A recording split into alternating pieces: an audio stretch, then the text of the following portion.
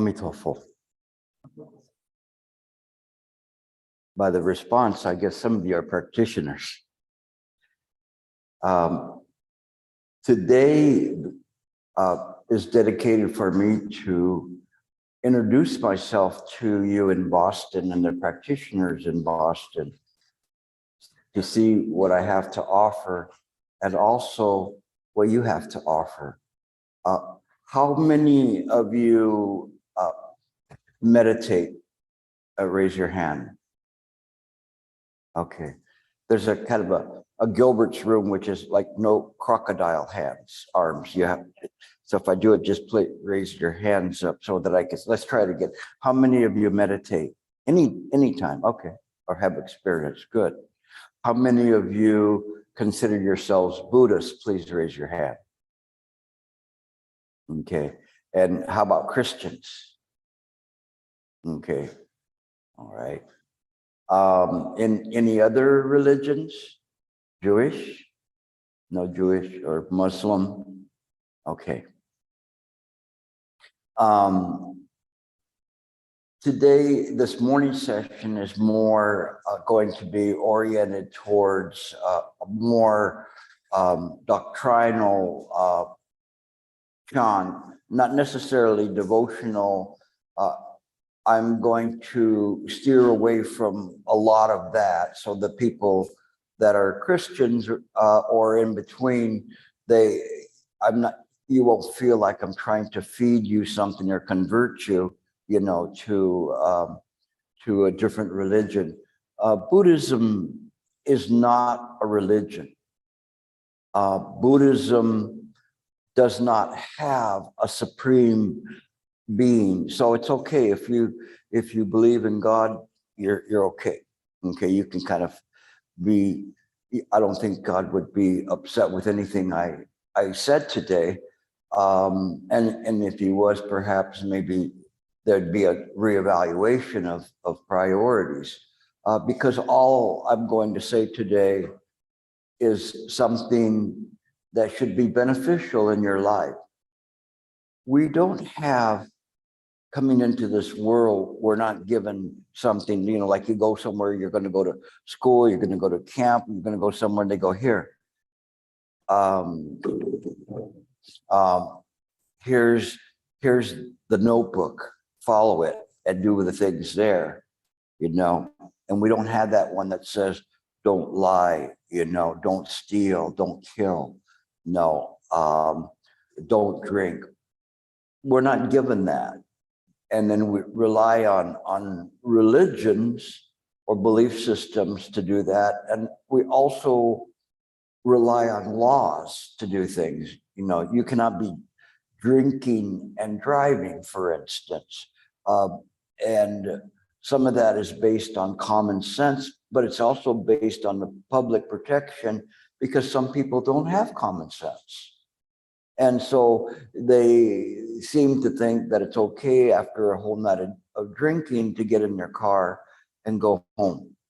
A lot of times they never get there. And a lot of times they and whoever are involved in their karmic forces end up in the morgue instead. Chan is something that enables us to look at the world clearly. And there's two compassions to this looking at the world through the eyes of Chan. Because what I want to do today, through the whole day, is give you the spirit of Chan, so you can feel it and see what it is and how it can apply. Regardless of whatever religion you are, it's still useful. So as we go along in the later sessions, there's going to be more of how to live in what is called right view. And today we're going to explore a little bit of what is right view. This is a bit different, sometimes even to Buddhists. They do not know this. As a Dharma heir of Master Shen Ying, there were three major prerequisites. The first one is that you have to have a stable morality.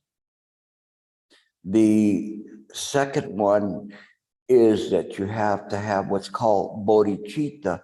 Bodhicitta is that interest in you to help others, to spread truths about how to live and how to keep people from suffering. A lot of times it's just by not doing things that will cause people to suffer. So those are two. And the last one is right view. Right view is not something that is easily understood even to Buddhists, and how we teach Buddhism or meditation. We don't really understand that. We look upon this world as real, and we look upon this world as a world that somehow I can become a better person. And if I become a better person, irregardless of what religion one is or Buddhist, there's salvation there. And so we are constantly, the good ones, the practitioners are constantly trying to do this. There was a story once of this master who saw his students sitting outside to meditate. And he said to him, with his legs crossed, he says, what are you doing, young monk? And he says, I'm sitting here so I can become enlightened. And the old monk sat down next to him, and he took his robe and he picked up an old broken roof tile and starts with his robe rubbing the roof tile, rubbing it and rubbing it and rubbing it, making a lot of noise on purpose. So the young monk looks at him and he says, Master, what are you doing rubbing that broken tile?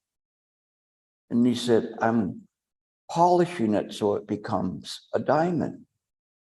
And the young monk was confused, and he said, but Master, you cannot polish that tile and make it a diamond. And the master said, so it is with your efforts to simply cross your legs and believe that you're going to become enlightened. It won't work that way.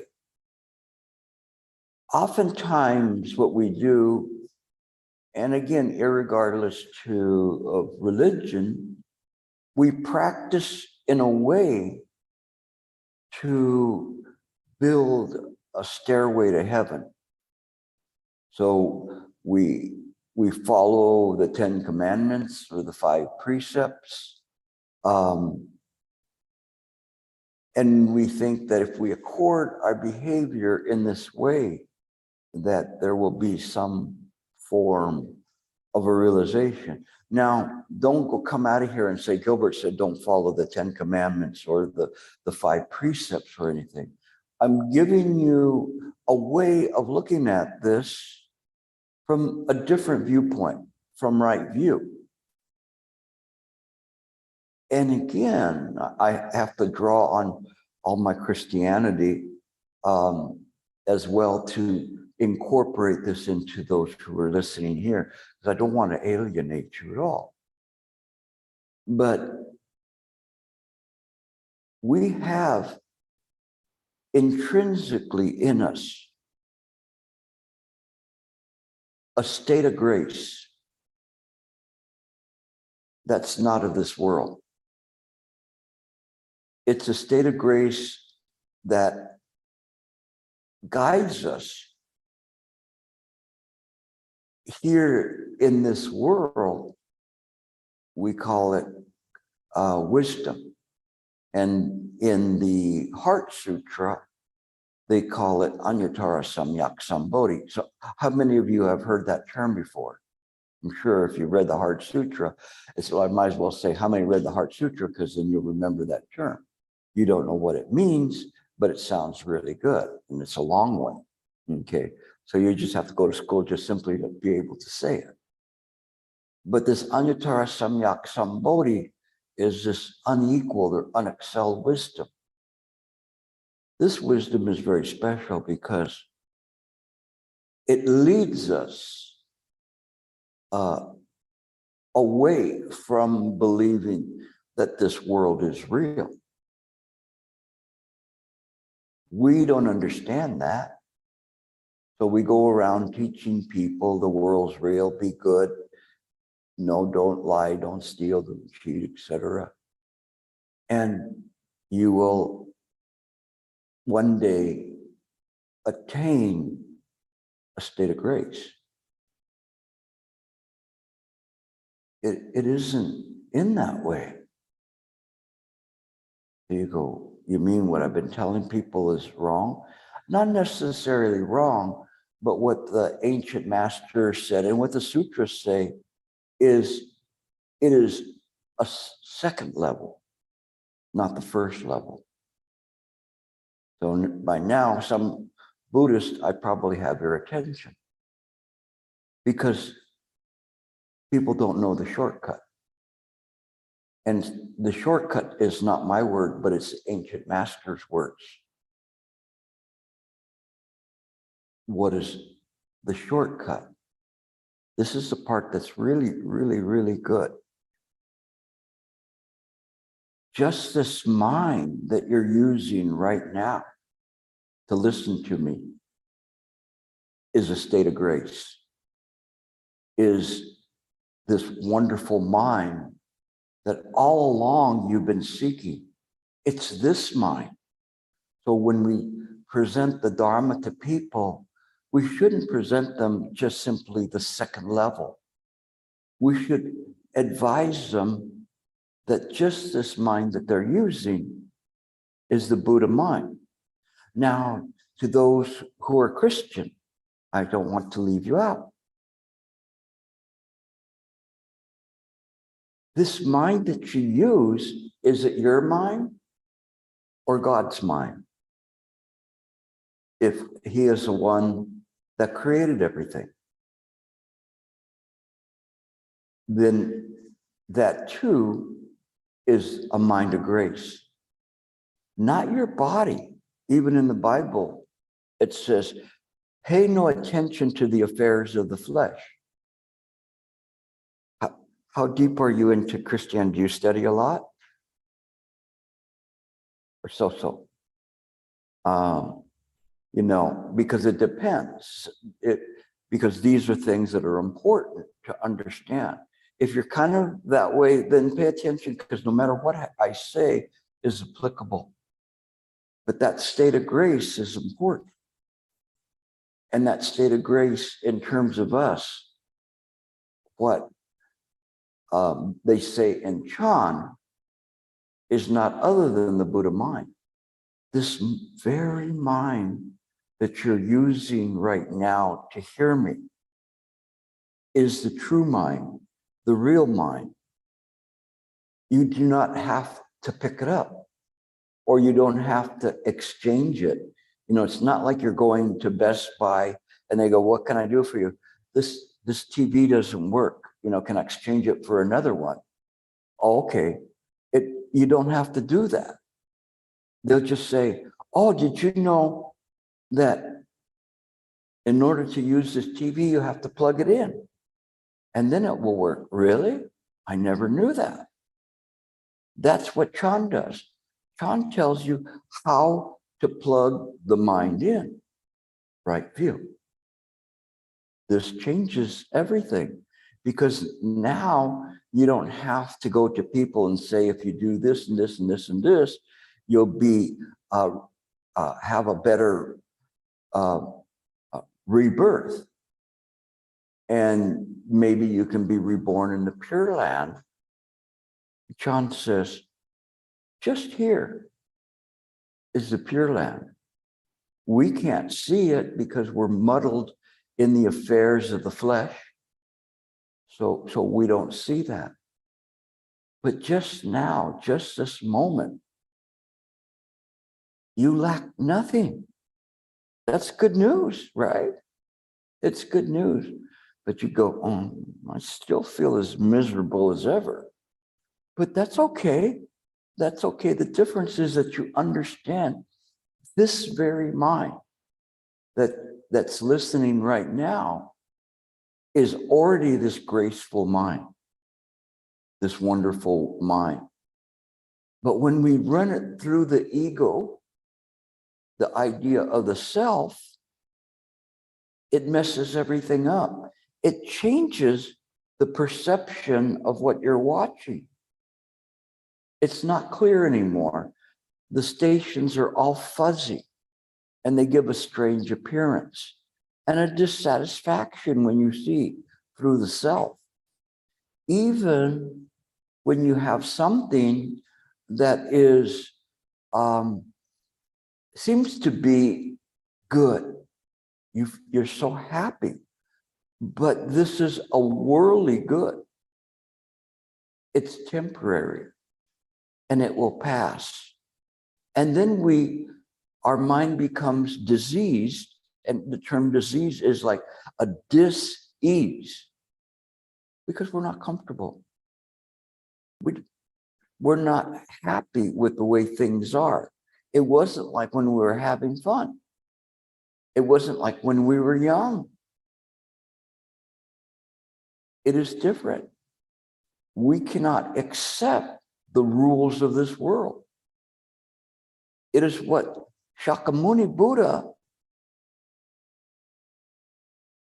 was confronted with before his enlightenment. His family, because he was born into a royal family, kept certain things hidden from him until he went outside the palace gates. And for the first time, he saw old age, sickness, and death. And he couldn't understand it. He didn't know what that was. And he was shocked to realize that everyone goes through this path.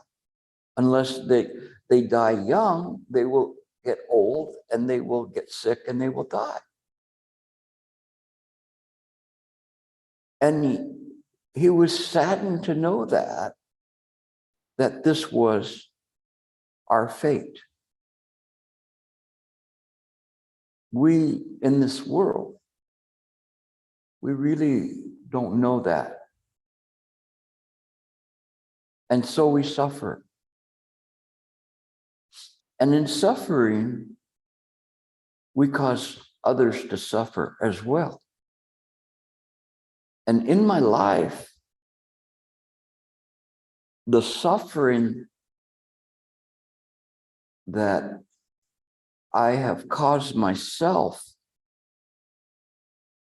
doesn't pain me as much as the suffering that I've caused other people. It doesn't shame me as much as the suffering that I cause other people. And the root cause of all of that is that I was holding on to the self. And as a result of that, I made selfish karma by virtue of what's called body, speech, and mind. What we think sometimes is very, very powerful. Words are very damaging. And our body obviously also can cause terrible karma. How can a mind cause that? I once had a student that was an elementary school teacher. And this vice principal seemed to be the petty tyrant that was always trying to cause her problems. So she the vice principal came in once unannounced to monitor her class. Are you any of you a teachers? Raise your hand. Nobody? One teacher. You ever been monitored? People sit in to see not what you're teaching, but what you shouldn't be teaching. And so this teacher was a good teacher, but she was bothered by this person in the back of the room taking notes, knowing that it wasn't that she was writing, this is a great teacher. She was trying to find her faults. So when she was leaving, the teacher was so welled up, so angry. When the vice principal closed the door, she just thought to herself, I just wish she'd fall down and break her leg. The next thing you hear is, ah! And she opened the door and the vice principal was on the ground with a broken leg. She didn't push her. She just thought it. And that's powerful enough. Our thoughts are very, very powerful. I'm not saying that you guys can all do that. I'm not recommending that you do that to other people. But it's to show you indeed how powerful thoughts can be. If we're in a state of grace, these thoughts will not come up in mind. This is right view. If we're in a state of grace, whatever we do will be wholesome, will be beneficial to the people around us. If we are not in this state of grace, if we're not in this right view, then there's a good chance whatever we do will be based on self. In Chan, we see the world differently. We see it from a viewpoint that this world here is a dream. It's hard for us to believe that. Feel solid, maybe too solid and too thick, but we think because we do that, it's real. But have you ever been in a dream and you said, this dream was so real? How many of you have had a dream like that? Raise your hands. Almost everybody, right? We've all had dreams like that. It's so real. Then how do you know for sure that this isn't one of those dreams? That you're in a dream right now. The Diamond Sutra says that. At the very end of the Diamond Sutra. How many have read the Diamond Sutra? Raise your hand. Okay. And the reason I keep asking you to raise your hand is to get a poll to find out where you're at in terms of practice. And did people remember the last verses of the Diamond Sutra? It says, all that you should think of this fleeting world is a morning star, a drop of dew on a leaf, a flash of lightning in a summer cloud, a bubble in a stream, an illusion, a phantasm, a dream. It's a dream. And for those who are Christian, Are you not God's dream? You're not real. You're God's dream. You're made up. A fabrication. And the Buddhists, this is a dream. We don't understand that. Because we say, I think, therefore I am. It's I think, therefore there's self. But it's transitory. It's not always there. I had two people in the retreat that I was in when they came in for interviews. They would say, I'm so angry. I can't control my anger. I'm so angry. And I said, really? Show me your anger. Demonstrate it right now. And they went, I can't do that. I'm not angry at you. Why would I be angry at you? I'm not angry at you. And I said, if it is your true nature, you would be able to demonstrate it all the time because it belongs to you and it would be the way you are all the time. But since you cannot manifest it right now, it truly does not belong to you. It rises and falls with conditions. We don't understand that. But if you want to be practitioners, really practitioners, you have to understand right view. Now understand, as I'm doing this, I'm taking you through very baby steps to get there. But it's nevertheless very profound. The difficulty and perhaps the artistic part of it is communicating what is very profound and deep in a very simple way.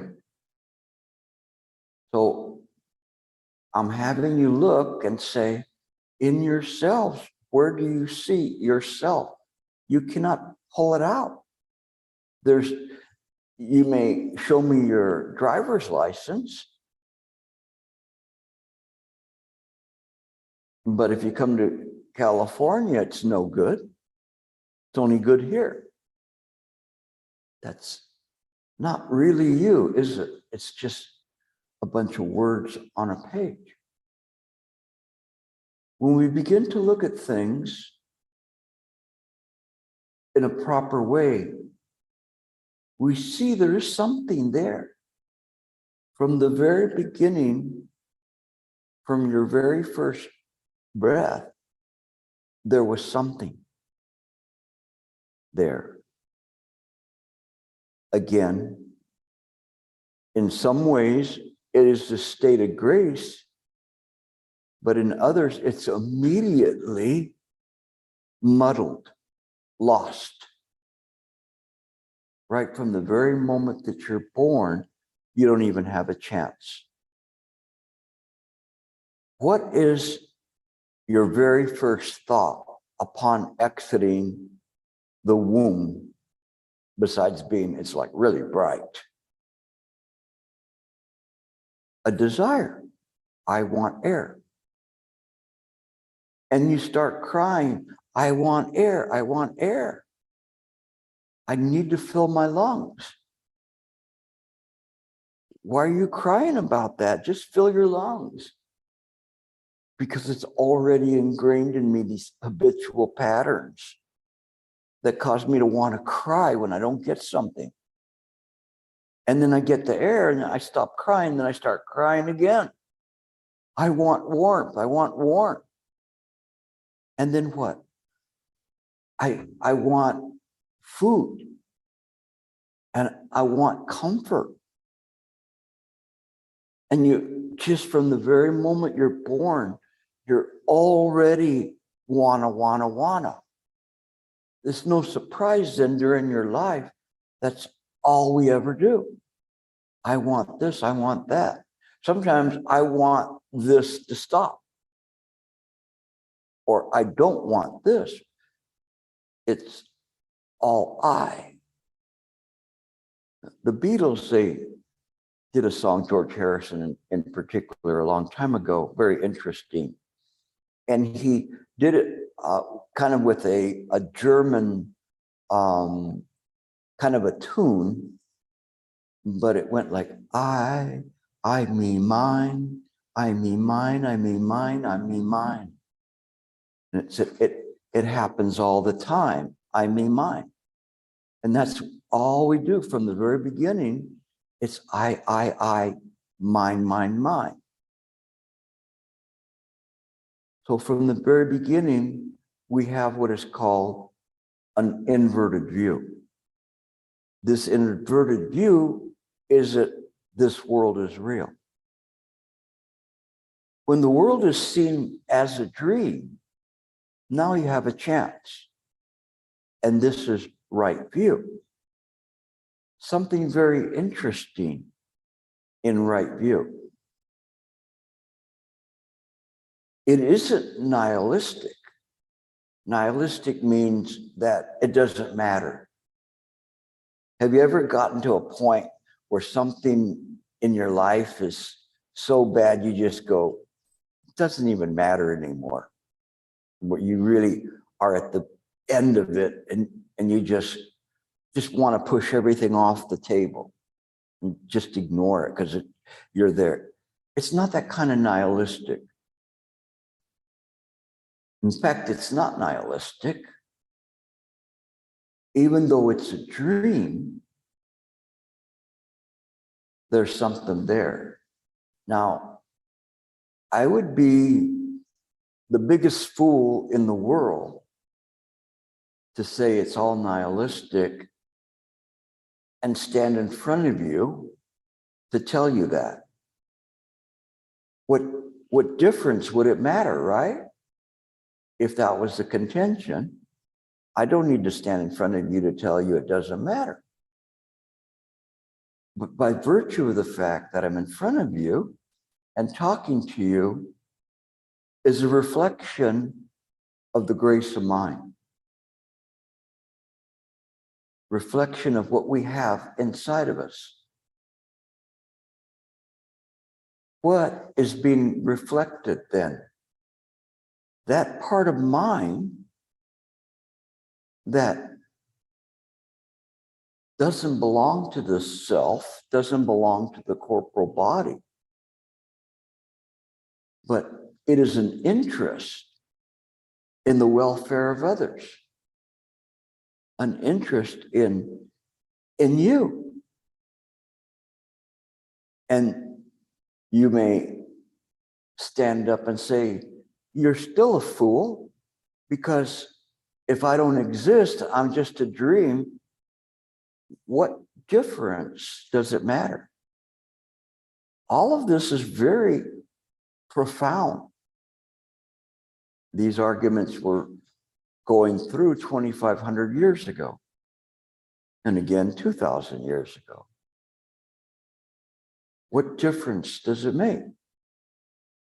I was once asked that in a public lecture at Ohio State University. And there was a co-ed there that asked that question and said, if nothing exists, then what does it matter? And I said, you have a roommate. And she said, yes. And I said, suppose your roommate was in a dream and she couldn't wake up, and you could see it was not a good dream. She was tossing and turning as if she was trying to run away from something. What would you do? What would you do? Huh? Why? It doesn't matter. She's in a dream. It doesn't matter. She's a dream. Why would you wake her up? But there's probably not one person in this room that wouldn't wake that young girl up. Unless you were really mean and said, she deserves it, let her suffer. I can't imagine that. But that very state of grace that you have within her has an interest in her suffering, even if it's imaginary. Because in that moment when she's there and she's experiencing that, she thinks she's real. And her suffering is real, even though it's an illusory suffering of an illusory being. There's still an interest in that. Because in this state of grace, there is this idea of a caring and a love for others, even though we know that they are just a dream. We know that it matters. It's important. Same thing with Jesus, right? If the people that were born into this world were created by his Father, and they're all just a dream, what would it matter to him whether they're suffering or not? He knows they're a dream. Even the Bible says that. Take no matters of the affairs of the flesh. What difference does it matter? Because it goes to the very essence of what runs in all of us. This incredible state of grace, this incredible mind, or sometimes Chinese refer to it as heart mind, to distinguish it from just simply a mind. It is what's important. And so I wanted to start out in this way, and I'm take you down a few rabbit holes in a bit, but I wanted to start out with what's important, that you use right view.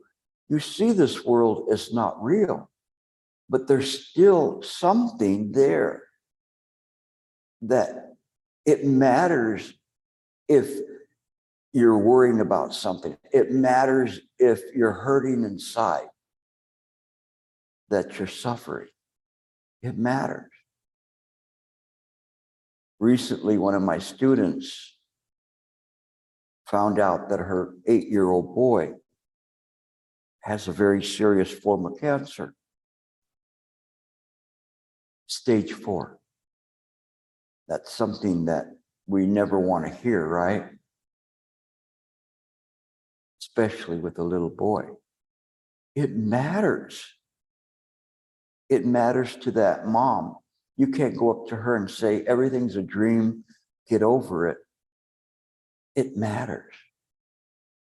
We use our wisdom, we use our compassion to make a difference. If we don't do this, then what good is living? What are we doing here? We're just what one master was equating, like all these images are like a gourd floating on water. No purpose, doing nothing. But it does matter. It matters to us.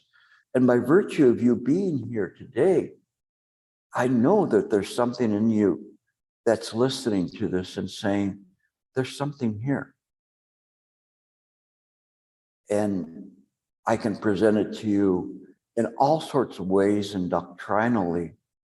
But what I wanted to do is to present it in a Chan artistic way that relates to you, that you wouldn't get bored with all of the words and everything, but you would take it to heart, literally, and see the difference, that it is not contradictory statements that I'm saying. We all have this nature, this true nature in us right from the very beginning. When we take them to camp and we teach the new generation, we should let them know that right from the very beginning. this is right view. Let them know their state of grace. Now, this is something I've been coining for a couple of days now. I haven't used it before, but it makes sense to use this term. The Tibetans call it Rigpa, clear awareness. The Chan Buddhists look at it and call it this unequal wisdom. Doesn't matter what the words are. It is through body, speech, and mind manifesting that's there. You, with this Buddha nature, can change this world. And I'll get to that a little bit more in the afternoon one, in terms of what we can do and how we use it. But what I wanted to do is lay the foundation first to you so that you understand how to practice, what the practice is, and begin to investigate what mind is. We don't know that one either. If I asked you what mind is, you're probably going to tell me something that relates to consciousness. How we think, who thinks? We. Who's we? I'll spare people the potential embarrassment of going through questions that they would say, where do you find mind? Right here. Really? You must have a very big head to fit everything inside of it. That cannot be the locale. Well, then it's out here. And then if it's out here, we'd say there's no centralized part. How can it even function?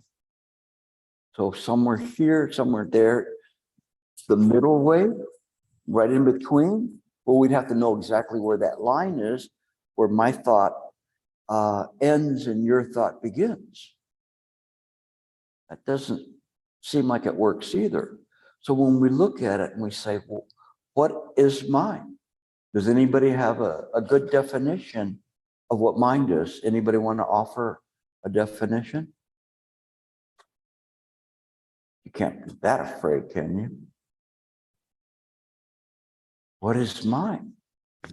When we go to retreats, I'm always asking people, what is mind? What is mind? Let me give you a little bit of a help with this. Master Han Shan was talking about this, and he said that sages return consciousness to mind. Fools turn mind into consciousness. He read my mind. It tells it. That's how heart mind works. Like, you know, do you turn up an air conditioner or do you turn it down? I never could figure that out, which is the right way to say it. Because you turn it up, you want it colder? No, turn it down. You want it colder? No. You have to say, adjust the temperature. So the thing is, back to mind, is that consciousness arises in mind. We can't separate it out from mind. It's that what you're using to listen to me now, but that which is penetrating mind. Nevertheless, all of that is what's called phenomenal. Not like in great, oh, that's really phenomenal, but phenomenal being phenomena. So all of this is, in other words, an appearance or an arising. that's coming up, or a condition. We see this condition in what is unconditioned. What is unconditioned is mind. It's always there. It doesn't discriminate in what appears in it. This is the tricky part. It doesn't interfere with that. It allows appearances to arise in accordance with causes and conditions. And it's very interesting because you could say the same in terms of Christianity. And although there's a couple of different interpretations of it, that everything is God's grand design. If it is, then you don't have a willpower, your own will. Or is it God's grand design to allow you to make choices, even though some of those choices are going to pull you away from him? They're very interesting. And on the Buddhist side, when we look at things and we see it, we see that we make a lot of bad choices because we are blind and attached to ourself and our selfish notions, our self-love, self-centrism that's there, self-concern. But then we go back to the Christians. Amazing Grace. How does that song go? I was blind, but now I see. What is it that you see? I was dreaming, and now I see. What do you see? Who sees it? This grace that's there, and it truly is amazing and wondrous, is just clearly the wisdom of what is happening moment to moment to moment. That you, in this present moment, know what's happening. So if you're here and all of a sudden you wake up and you go, wow, I thought I was at the ball game. What am I doing listening to this guy? You know, I even forgot my baseball cap. Then clearly you were dreaming. You didn't know where you were at. Since you've been sitting here, by virtue of your imaginings, you might have already gone somewhere else, transported yourself, imagined, dreamed, daydreamed. You were somewhere else. I'm not going to ask you guys to indict yourselves that you left this room, but that might have happened to some of you. You might have gone somewhere for a while, and then now you're back. It's a good thing you didn't ask me where I was at, you know, because I was at Walmart, you know, and whatever, or at work, even worse. That you go, you daydream that you're at work, or do you daydream when you're at work?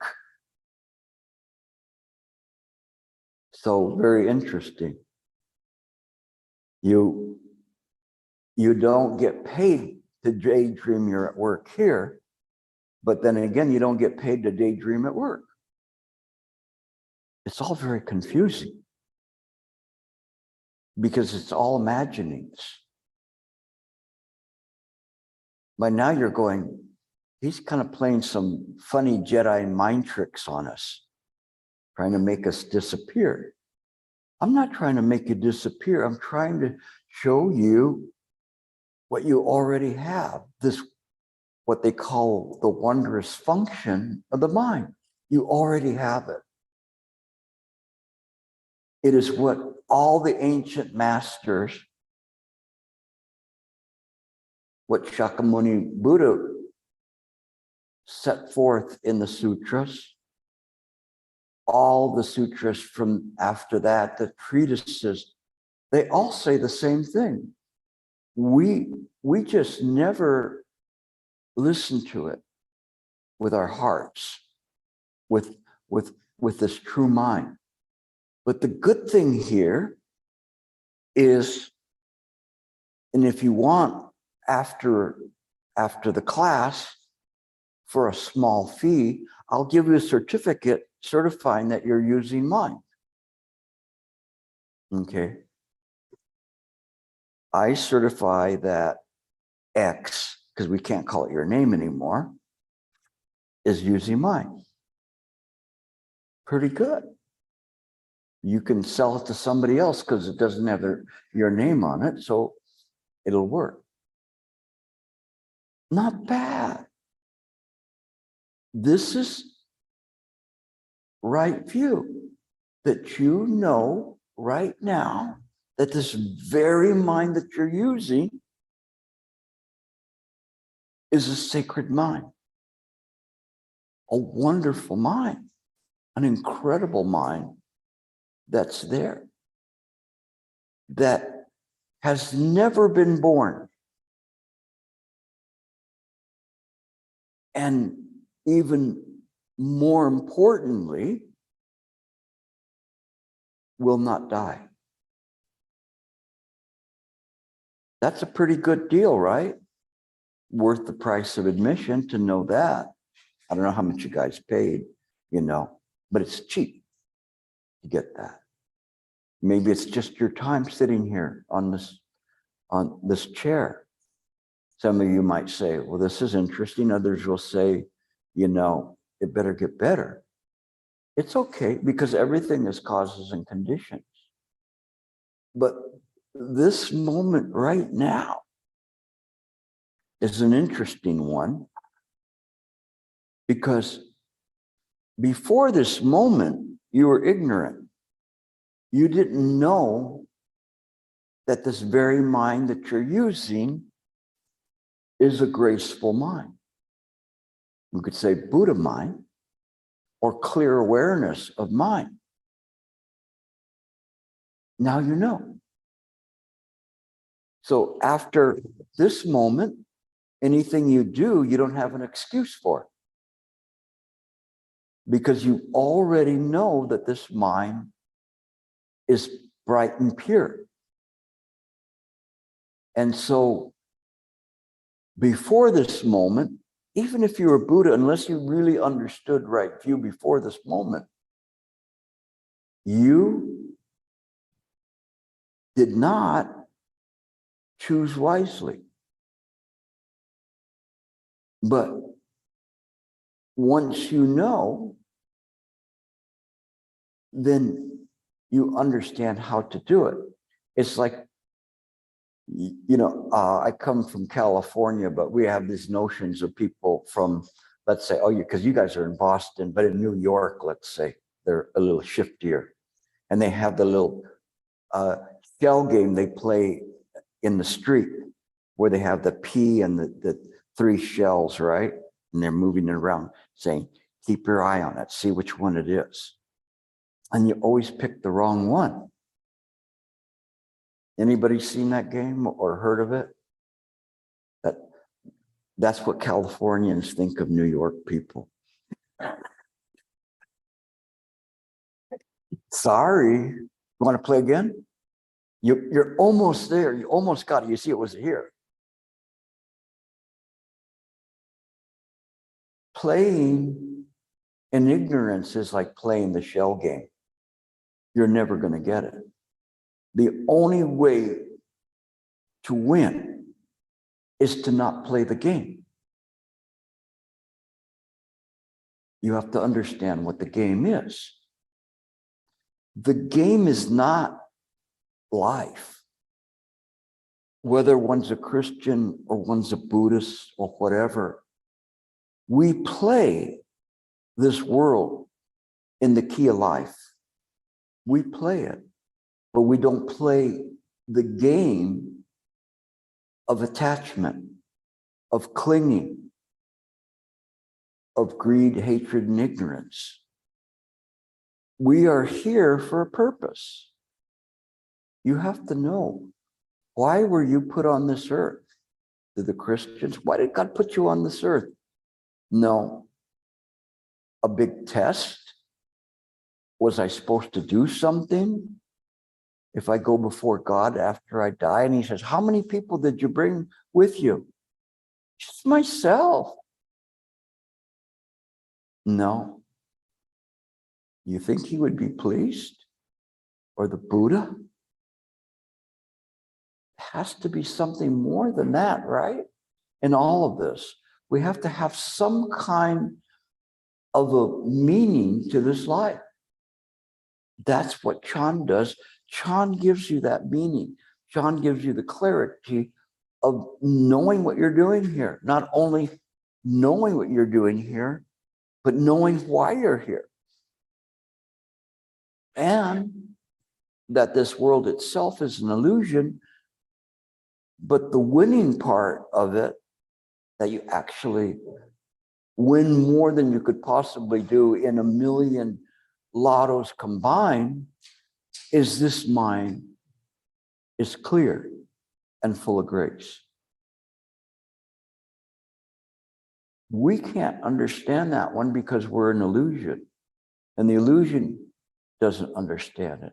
But what's very ironic about that, and that understanding, is we, these lumps of flesh that are sitting on the chairs, we didn't create this world. It's very confusing sometimes. And by the way, all the stuff I'm telling you, and for the people practicing Chan, this is very high level. I'm just not calling it high level. If I call it high level, then you're going to pass out. But if I just let it come easily, then you'll do it. And I'll tell you where the sources are later. But I'm just letting you see things and daring you to eat this peach you've never eaten before. It's like you have this peach. You've never seen a peach before. You don't know what it's like. Should I eat it or should I not? Maybe it doesn't smell like durian, so it might be okay. You know, should I eat it or not? Do you dare eat it? You will not know until you bite it what it's like. Once you bite it, then you have a realization. You know, well, this is different. This is different than an apple. No, it's different than a tomato. It's sour, it's sweet, and cold, and crisp, and fragrant, and all these different things coming through at one time. It's so clear. And that's mine. And you have to dare to do that, to get yourself to that point where you can feel that. And if you can do that, you yourself will know. And when I talk about you, I don't talk about you as who's on your driver's license. I'm talking about you, the Buddhas that are operating this body. Not the consciousness, but the Buddhas. And the other part about it is I mentioned that you did not create this world. You can't create this world. So who created this world? Very interesting. Was it God? Was it Buddha that created the world? Anybody have an idea? Who created this world? By now you guys are going, I don't know. I don't want to say anything because I may be wrong. And then everybody will know that I'm wrong. And then people will see my level. But, you know, when you don't respond, you show your level. because then you have fear of being wrong. It's okay. You can ask questions. You can state things. No, but it's all right. It's natural for you to want to remain a bit withdrawn because you don't know me. You don't know whether I'm going to bite your head off or I'm going to embarrass you or whatever. I don't have an intention to embarrass you or to make you look small or anything like that. My only intention is to open your eyes. My master, Master Shen Yang, took the cataracts out of my eyes. And I'm so appreciative of that. And I never stop telling people that because that is so wonderful to see clearly, to see things, not from the viewpoint of Gilbert. Gilbert himself is very problematic. So I try to set him over to the side when I talk to you, so he won't get in the way. Every once in a while, he'll come up and try to commandeer the microphone. But I try to keep it in check, just simply so that whatever you receive is the true Dharma. It's clear. Dharma just means lessons, the teachings that we have. And so if we can do that, that's great. Now, there is a term in Sanskrit. Now I'm going to really test and see how good you guys are. Be honest. How many of you have ever heard the term Pratika Samapada? Raise your hands.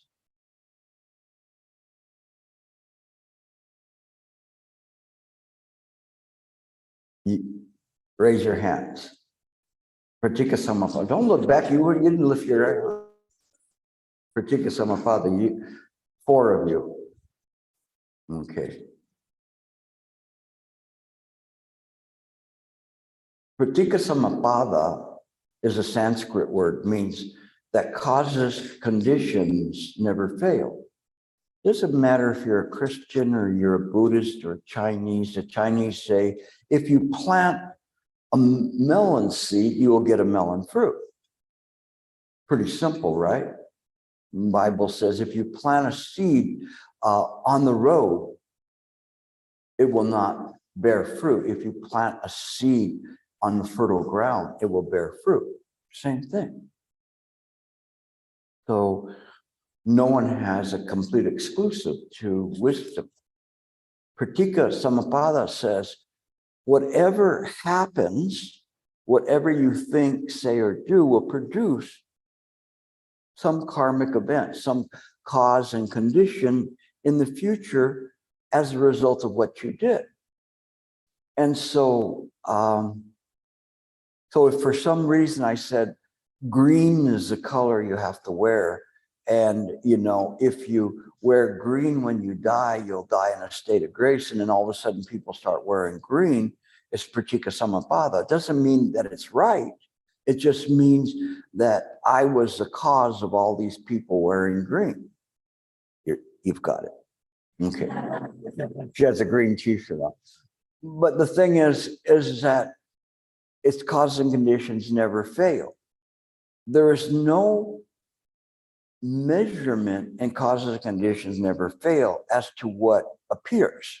It's just how it works. Mind is Pratika Samapada. That's how it works.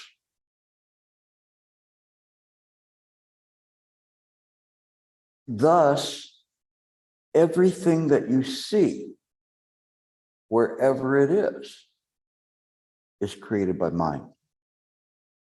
For those Christians, it's created by the mind of God. For you, it's just the Buddha mind creates everything. Doesn't mean that that is a perfect state. I don't think so. But it shows where it comes from, because everything is mine. The one thing that we have to understand is that when we say that all returns to the one, have you ever heard that saying before? Always you see, all returns to the one. You know, oh yes. And the Chan people say, where does the one return to? There's no duality at all. That's important. So when we begin to understand there's no duality, everything is mine. And as it works in this way, we begin to understand how this all comes about. I'm trying to think of, I've been talking for a little over an hour, right? So I want to come back and I want to talk a little bit more about it. And we're also going to do a little bit of meditation and see how that works, okay? And answer some questions. So all of this is all kind of coming together, but I wanted to give you this introduction so you understand there's certain principles, and you also understand that these principles are universal. And there are things that there is a wisdom to them.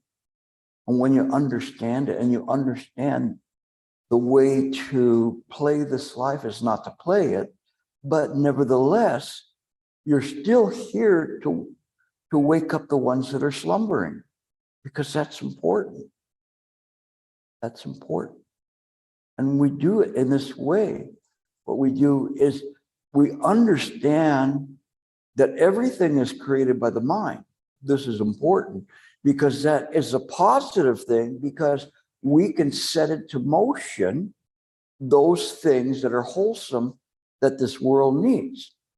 The world does not need another gas engine. It needs another electric vehicle. It doesn't need another plastic straw. No. It's things that kind of this old song about what the world needs now is love. We don't need, another mountain. No, we've got plenty of those. So what we need is this love. And when we understand that, and we understand this very mind that we're using works in that way, then we have a good chance, no matter what is happening, that we will have an ability to handle what's going to come. So today is one of those days where I'm beginning to show you the introduction, and then from there we'll do some practice, and then we'll talk more specifically about how you can apply these lessons to your life. Not bad, right? It gives you the owner's guide that you didn't get when you came into this world. If you only had that, and then go look at page 65, it'll tell you what to do when this happens or whatever. Not bad. We don't have that. So we have to use our innate wisdom. We have it already within us. That's the good news. Just this mind. It isn't that we have to practice to be a Buddha or a perfect person. We already have that every single moment from here on in. You understand that this mind that you use, you have a choice in the present moment to choose wisdom or ignorance. Which one you do? And the more you practice in this way, the more you stay in that, I'll call it a state of grace, that you stay with this mind, this clear mind. Not bad. It's pretty good, because believe me, it will help you, in the future, because you'll be able to understand the things that are happening around you. Not only that, but you'll be able to lend your wisdom to others. Not bad. And you'll be able to wake up the ones that are still slumbering. Even better. You have a plan now on earth. When you came in here, what was your plan for life? Did you have a plan? Oh, I have an IRA, I have a 401k, I have this, I have that, you know. And when you die, do you take the IRA with you or the 401k? And you know, why provide for your kids aren't going to go with you. So what is the reason for life? Sometimes I say the American and now sometimes even Asian dream of life and purpose of life is that you go to school, you get an education, maybe get a degree, get a job, get a spouse, get 2.1 children, whatever the average is. And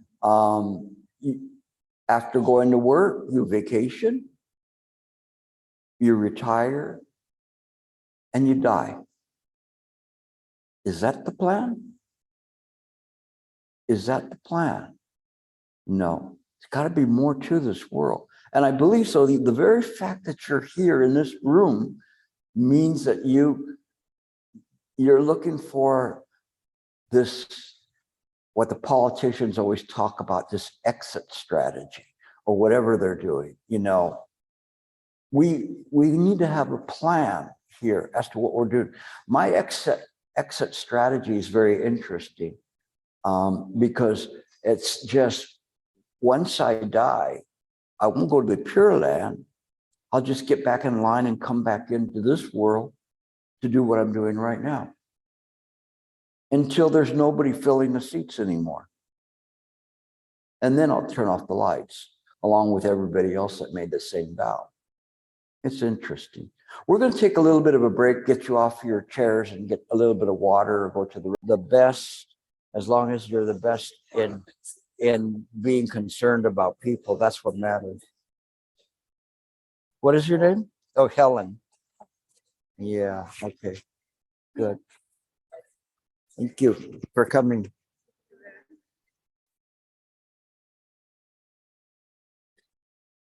Okay, we'll be coming back now. Let's get started. The session.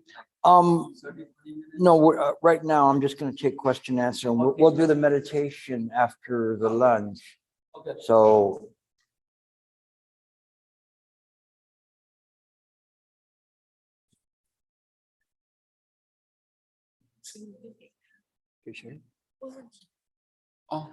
What I want to do is after lunch, show you how to use meditation and take you through some guided meditation, which I think will be beneficial to people.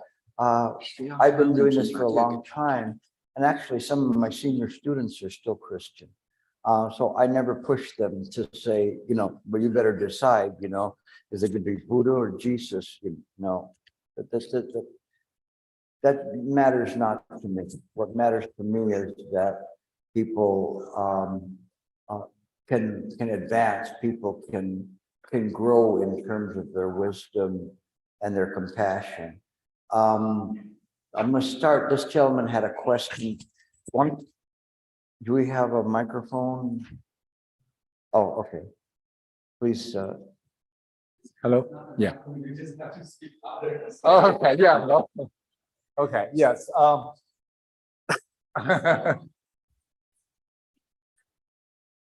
yeah, 'cause that's for the Zoom. So Oh, it's so for the people there YouTube will live. hear you. Okay, thank you. Thank you, Gilbert. So I try to, maybe just me, I have a little bit of challenge to understand the concept or the story you told earlier.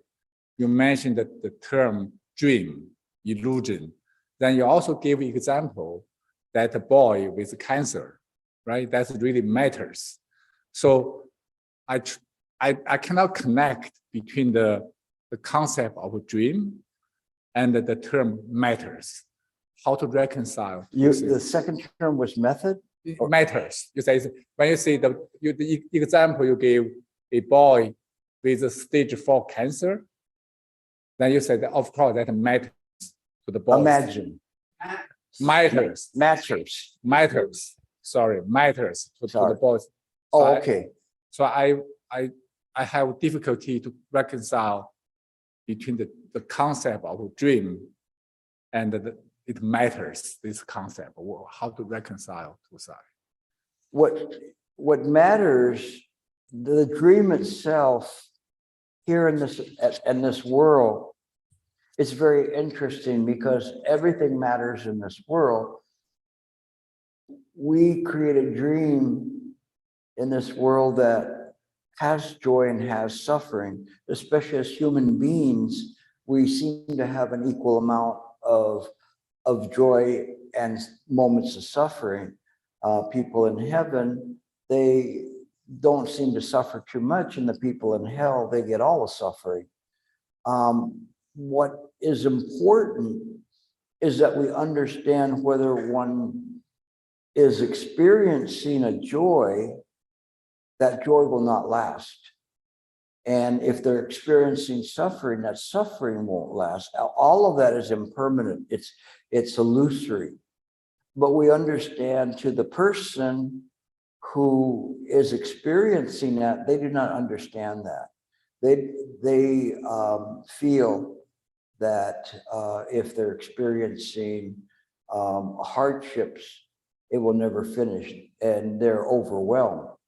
Sometimes when we see people who are rich and behaving very immaturely or unwisely, that too is suffering. And their actions are very pitiable because they don't truly want to help others. They have a lot of money, but they don't want to help others, except for if it's good for a write-off, tax write-off. And I remember, I won't mention the benefactor, but there was a very rich person that began to become a very good benefactor after he realized it was advantageous for him to write off those against his things so he could keep more money. We see things as they are and clearly what is appearing. And that's what's important. It isn't necessarily the content of the dream, but the very fact that the person is engaged in a dream. Whether it's a good dream or a bad dream, it is nevertheless an illusion. And that illusion then results in a constant reappearance in mind of similar illusions. Sometimes you're the one with the bat in your hand hitting somebody, and other times you're the one that's receiving the beating. We are ignorant about that. We don't understand this. And as a result, we continue to just fall into dream states. All of it is pitiable because once hearing that, if you hear it and you don't fall back asleep, then at that point you can be aware that just this mind is a pure mind, but we don't understand that because we measure purity by the qualifications that are set forth in this world, that we don't really see, this natural purity of mind itself. We don't understand that.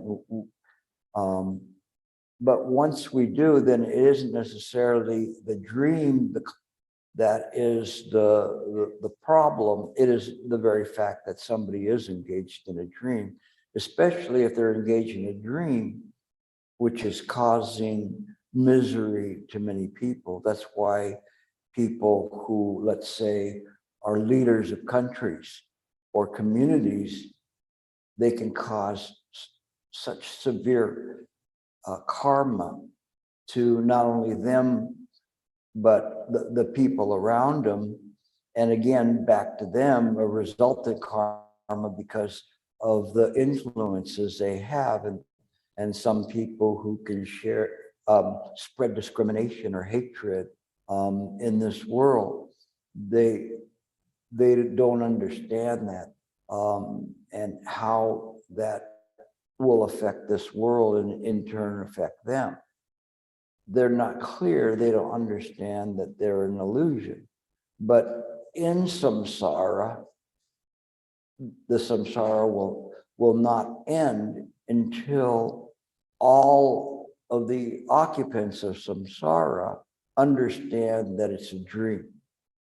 As long as there's someone that's not awakened, then the dream will continue. When one understands that just this mind has grace to it, has this special nature to it, the Buddhists call it Buddha nature. Christians call it a state of grace. All of those things, that when they understand that, then it doesn't matter what the dream is.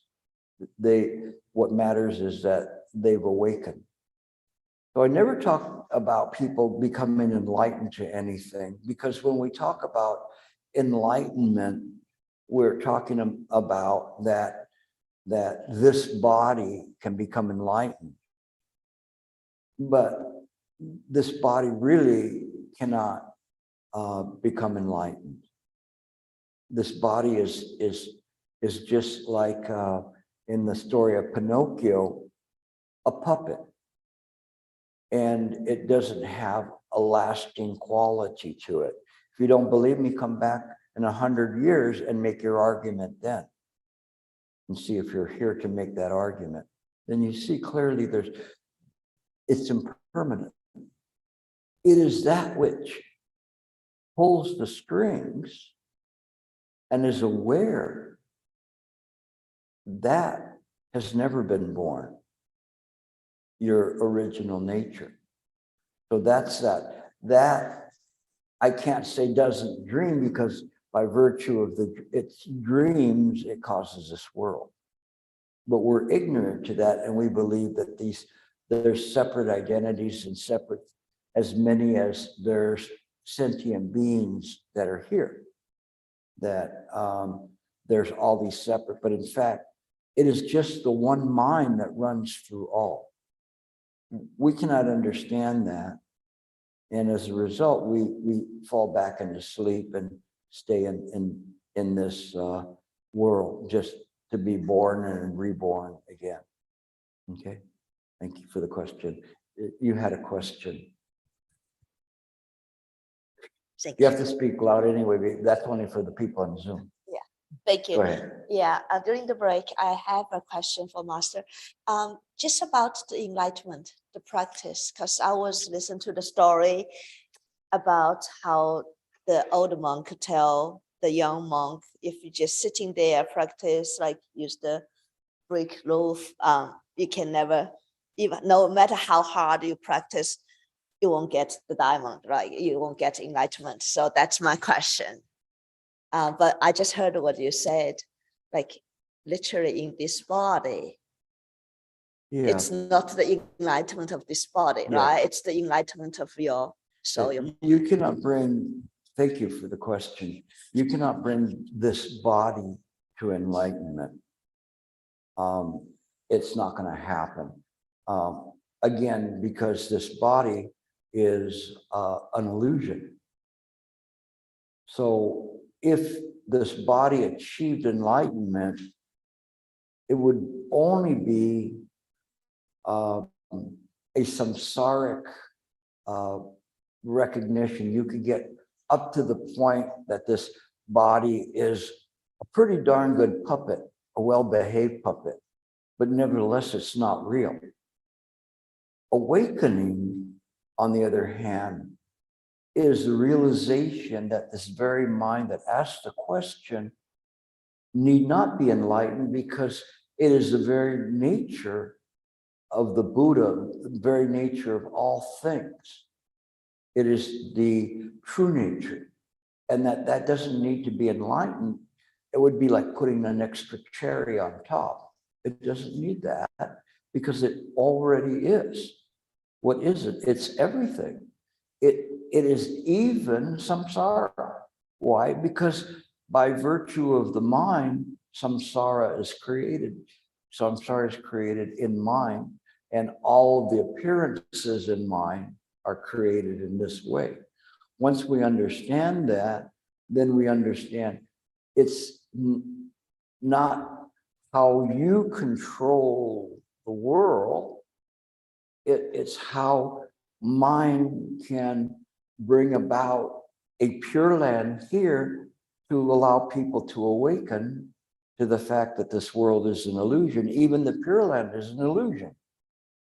It's just a place to practice so that one can achieve realization, not to attain enlightenment. That's what the Heart Sutra says, you know, there's no attainment. And so when you understand that, then it works. It's, how many of you read the Heart Sutra? Raise your hand. Okay, so the Heart Sutra is a very interesting document because in the manner in which it's written, it is saying there is the five skandha are empty, which includes perception, right? So if you say the five skandha are empty, form, sensation, perception, volition, consciousness, they're all empty. But in the very first line, it's saying Avalokitesvara Guanxin Pusar Guanyin Bodhisattva was coursing through the deep Prajna Paramita and perceived. That perception is not the perception of an illusory sentient being. That perception is a perception of mind itself. It's a different perception. That perception you would call right view. It's different. And so once we begin to practice in this way, things begin to make sense. And when you go back to reading scriptures, you'll see, or the treatises of the masters, you'll see it all fits together. Okay. Any other questions before I move on? Okay, this gentleman here first. Yeah, thank you for the insightful teaching. The question is when you talk about the mind and it's never born and it's never die, and then it's also a true mind. The true mind is full of grace and it's a pure mind. But in the world, we just also mentioned that they are like also on the opposite, like evil thoughts and like hatred, anger. So are those also part of the true mind, or the where those like negative thoughts or negative minds and coming from, and how do we deal with it? This is an excellent question. It's a natural question that one will have these questions arising to say, if the mind is pure, how can these things happen?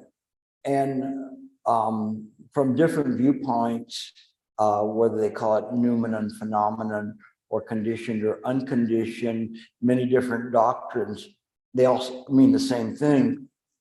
The mind itself is the mind ground that everything appears from.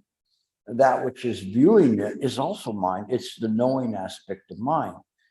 In between there, let's say the nut and the candy is the illusory self, which is a projection on mind.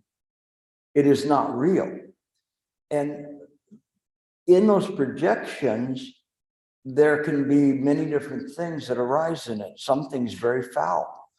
Somebody could kill somebody, somebody could steal, they could hate people, all of these things. And we go, well, then if mind created it, how can mind create something so bad?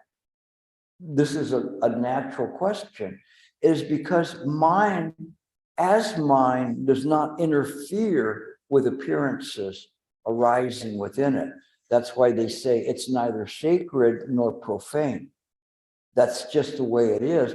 And if you understand how mind works, then mind itself has an interest in rectifying that, in changing that, in awakening people from the dream that's causing these appearances that look like they're either sacred or profane, good or bad. Once when the Huineng, the sixth patriarch, was hiding in the forest, and Huineng came to find him, and he said that I don't come to steal your robe or your bowl, I come for the Dharma. And then Huineng came out and said, without thinking, in this moment, what is good and what is evil, what mind is this? In this moment, he achieved a realization. He realized that it's just this mind. But understanding how the mind works, that part's not easy. It is why we see things as this pratika samappada, causes and conditions never fail. So those things will appear in mind by virtue of that. That is the Buddha mind, that's how it works. But the Buddha is not a supreme being that's dictating what's going to appear.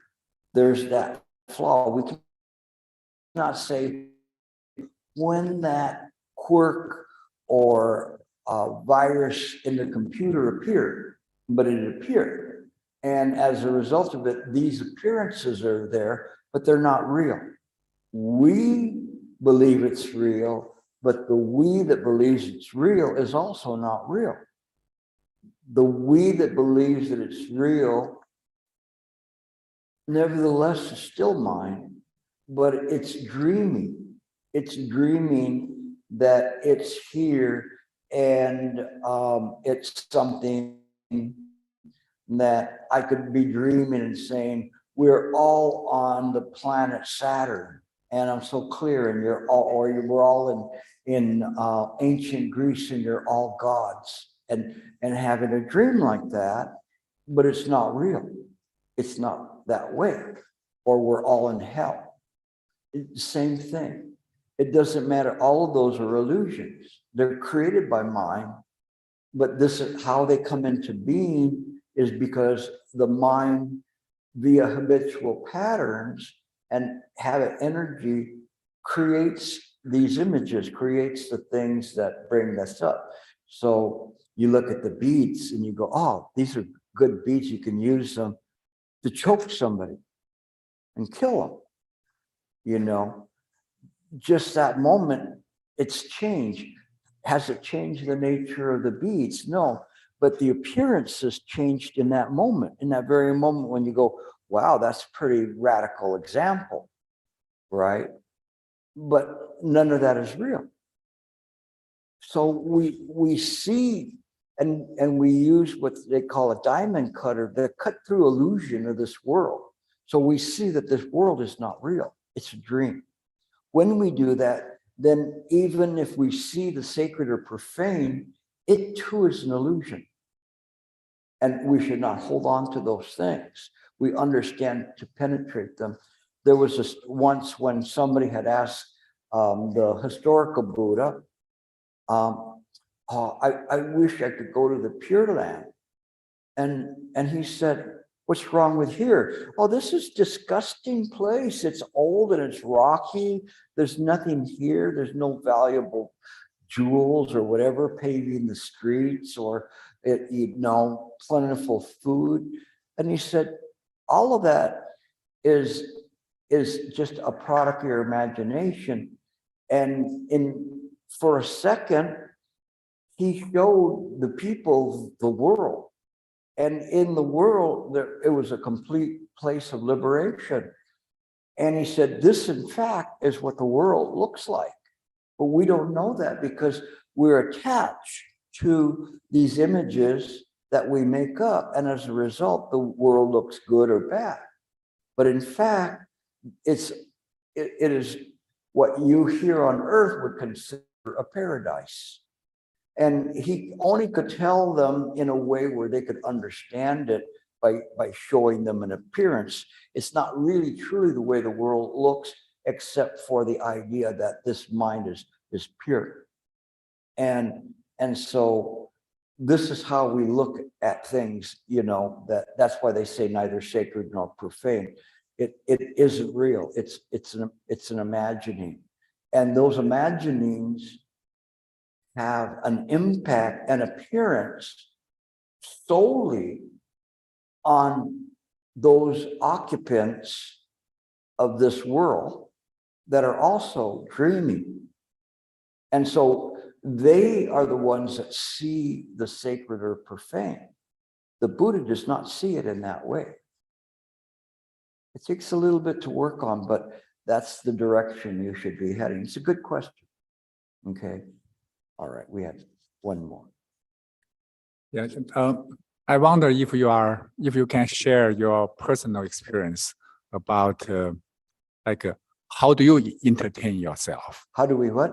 Entertain yourself, have fun for yourself. For example, do you watch a movie? Do you watch sports games? And do you travel to see beautiful place? Right? I wonder how, if you do this, if you use this concept of a dream, how to reconcile that to the things you're just talking about. I'm not quite sure I follow you completely. I apologize. Part of it has to do with I don't have very good hearing. Okay. But I'm trying to follow what you're saying, how you reconcile, or what do I do to do what? No, I'm sorry. So I wonder how to apply what you said in the reality in life. Oh, right? how do you apply it? Yeah. So Got it. then yeah, how to apply what you said. Then my question is, I'll be more specific than just in general how to apply. I want to hear the example from you, you practice this chant for so long, right? I wonder how do you have fun? Do you have fun like the people like us? That's my question. So the thing is that it's a good question. You know, how do you do it? And it is a very, very good question. And it always reminds me, and people that went to my retreat will know this is like story number 37. But the thing is there was a man who was an alchemist, and he knew how to change any metal into gold. And so people would come and they'd go, oh, you know, I got this pen, I'll go and he can change it into gold. Or even better, like a pot or a pan, right? And he could change it into gold. And so one day he got a knock, and he opened the door, and there's this young man there. And the young man, he didn't have anything in his hands. And so the alchemist goes, you want me to change something into gold for you, but I don't see you're holding anything or bringing anything. You know, what do you want me to change for you? And he said, I don't want you to change anything into gold for me.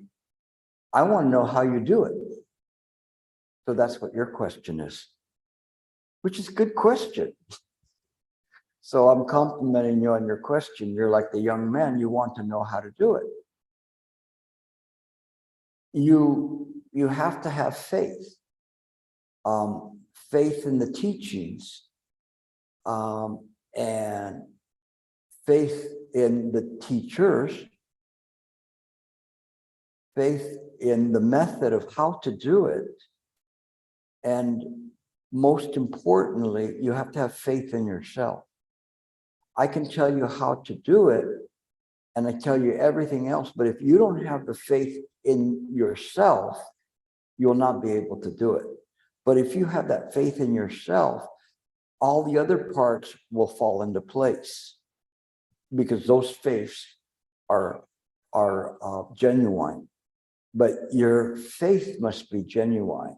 So you just simply do the things that do that. So essentially, you're mindful moment to moment in this present moment that you choose. We say choose the Buddha. Okay, you could say choose God, or that you have a Salem Christian, like what would Jesus do? Same thing. And so in every present moment, every moment is the present moment. You stay awake. It's not easy. You think it's easy to stay awake, right? But it's because you're not used to perceiving when your mind falls into a dream state. When the mind falls into the dream state, in that moment, you're no longer in the present moment. You're in an illusion from the samsara of an illusory past or future or present that is non-existent. This moment, right now, this very, very moment is real because it's the Buddha moment. Now, this moment, right now, this very moment is real because it's the Buddha moment. What's the difference between the two? Because just this moment is real. Well, how can they all be real? Only because they are the perception of mind. And in this way, there's no past present of mind or future present of mind. It's just the Buddha mind. When we understand this and we can maintain the mind in this way, then the mind will be relaxed. The mind will be clear, and you will not make mistakes moment to moment. That moment of the Buddha mind is timeless. It's not calculated by a wristwatch or the turning of the earth or the rotation of the moon around the earth or the earth around the sun. It's timeless. It's just this moment. When you begin to understand and practice this way and keep the mind awake, then you have it. You have it as long as you maintain that. Now, how long can you sustain it? Generally about, oh, it's gone. No, that fast? Yeah, that's fast. It's gone. Where'd you go? You can't believe I already went to Italy. I booked my flight. I have this. I've got my itinerary and I'm doing all that stuff. How did you do it so fast? And it's in a dream. No. And then you're dreaming about all that. But if you can keep the mind in the present moment and clear, and not succumb to discriminations or opinions or thoughts, that's it. That's it. Easy pleasy. Nothing more than that. It just takes practice and it will happen. It's simple. It's really, really simple, but you just have to apply yourselves. Okay? Okay. Yes. So you just told us that this world is a dream. And the only mission you have in this world is to wake up others. Then as a human being, do you still seeking entertainment? For example, watch a movie. And what's the meaning of doing that? There's no meaning in watching a movie, especially if you have to go and pay for it. But there's no meaning in that. But we practice in our own ability, okay? So you are asking, if we do this in this way, then do we give up watching movies? Do we give up pizza? No. Would you trade all the riches in the world for a slice of pizza? We'll find out soon enough. But the thing is that you don't have to do that. You practice, Master Shen Yang used to say, you practice in your ability to practice. So the worst thing that you can do is walk around playing like you're a saint. I've seen people like that. I've seen people walk around playing like they're enlightened. And it's pitiable but humorous at the same time, because the people have to protect that image that they're enlightened. And so it's difficult. Once I went to one center and they said that this boy had said he was enlightened. And so during the whole time I was there, the boy went to great pains not to see me, because he was afraid that I might say something to him that said, no, you're not enlightened. He didn't want to hear that. He'd rather walk around playing like he was enlightened. But we don't do that. But on the other hand, we don't say nothing matters, so I can watch whatever kind of movie I want. No, I mean, everything is to the middle way. So you can still have a slice of pizza. You can't have 10 slices of pizza. You can have pizza every day, but it doesn't mean that you have to give up all worldly pleasures. You practice in your ability to do it. If you can do that and you can put food in just simply to keep this body from withering away, more power to you. But you don't need to go around and say, you guys aren't really practitioners because only I could just feed myself dog food because that's, I can stay alive with dog food. No, we don't have to go to extremes. Okay. It's all right. Little by little. After a while, you can watch a movie, but then you'll say, I don't want to watch this movie. I choose not to watch this movie because it has too much killing in it and too much hatred. And those are just the Marvel comic movies, right? And I choose not to do that. Or you watch something, but it's a more wholesome thing. Still not bad. You don't have to, like I say, just try to do it in that way. It won't work. But if you try sincerely, little by little, you give up a lot of things that you thought that were so important, but aren't so important. No. I mean, I have my things that I have interest in, probably that I could cut out. People will say you should only listen to Buddhist music. No, I listen to other music, and I have an interest in it and I love it, but I understand that no, I have to use the middle way. So I only listen to it while I'm awake. So when I'm asleep, I don't listen to it. That's a joke. But I mean, you do things in the middle way, and little by little you can do it. So I'm not telling you guys all your failures because you can't do this, or all you should eat every day is a bowl of mush. It's not in this way. You still can enjoy life. You can still go to the mountains. You can still do things in your life, but you lead a wholesome life. Okay. There's no need for you to put on some winged suit and jump off the Alps going at, 300 miles an hour, 6 inches above the ground. Sooner or later, you're going to be on YouTube for the wrong reasons. So anyway, everything to the middle way, right? Okay. One last question. Anybody have a question? No question? Okay, then I'm going to turn it back over to our regularly scheduled program, and he'll tell you about what you can eat.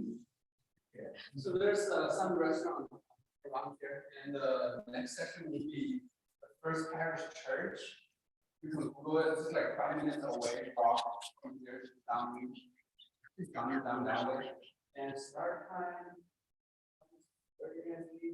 Yeah. One, sorry. One. Yeah, okay, one. Okay. So we used to have an hour. Yeah. So come back to that, because I'm going to be telling you the meaning of life, so you don't want to miss that. And the last session will be followed by a small, very even how to do words. Yeah, they're all going to be different. So see you later. Thank you.